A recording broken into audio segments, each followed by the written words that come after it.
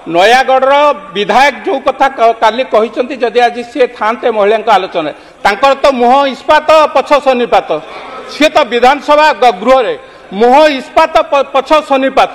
मुहरे गोटाए कथा कहीदे तापर किभली भाव लुचिकी पलैबे काली आपण माने देखिबे जो कथा कहिसंती से शब्द मु पवित्र गृह रे कहिबा पई चाहू नाही से शब्द ए पवित्र गृह रे होबा पई चाहू नाही एवं 30 मिनिट बढ़ाई दिया गेला आपण माने देखिथिबे से आइदर सन्यासी की संतुष्ट करने को हो किंबा आम सरकार एथिबा दलर कौन बड़ बड़ मंत्री हूँ बा मुख्यमंत्री को 10 थर फोन कर सारे आज्ञा पार्टी भूल रे बाहरी गला ए प्रकृति अच्छी ए कथा को आम अतीत देखीचु आज देखुचु सी सन्यासी पाखे क्लीन चिट होगापाई एभली भाषा कहीदे पारती विगत दिन में बारंबार जदि कथा को छवि वर्धन कथा कौन भूलीगले कि भाई जो माने निजर कार्यालय निजर घर भितर निज कार्यकर्ता को हत्या करि पारंती छवि वर्धन भलिया कार्यकर्ता को एवं परवर्ती अवस्था रे निजे अमृतभंडा गछरे कोठी फांसी देकी के मरी जाए ए कथार उदाहरण बहुत भाव में अच्छी एवं तार साक्षी किए होता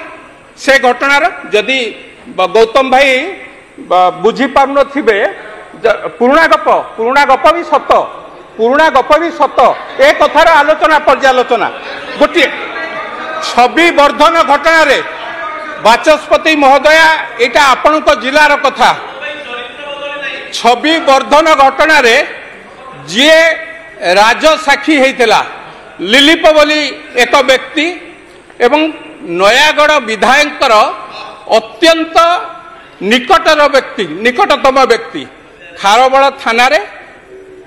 ता पूर्वरु एक सेक्स स्कैंडल रे गिरफ होइकी खारबड़ नगर थाना रे थिले परवर्ती अवस्था रे छवि वर्धन हत्या घटना रे मुख्य साक्षी होते एवं तार परवर्ती अवस्था रे एबे 4 मास तले दसपला ठारे आपनक निर्वाचन मंडली की लागि दसपला ठारे एक माइनिंग केस रे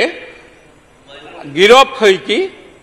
4 दिन ना 8 दिन जेल ले थिले ये होची आंक विधायक आंकर नेतृत्व मानकर छवि बा मुहर छवि गौतम भाई टिके निज छविटा को निजे देख क्राइम कमिची ना बढ़ी निज फोटोटा को आग दर्पण आगे देख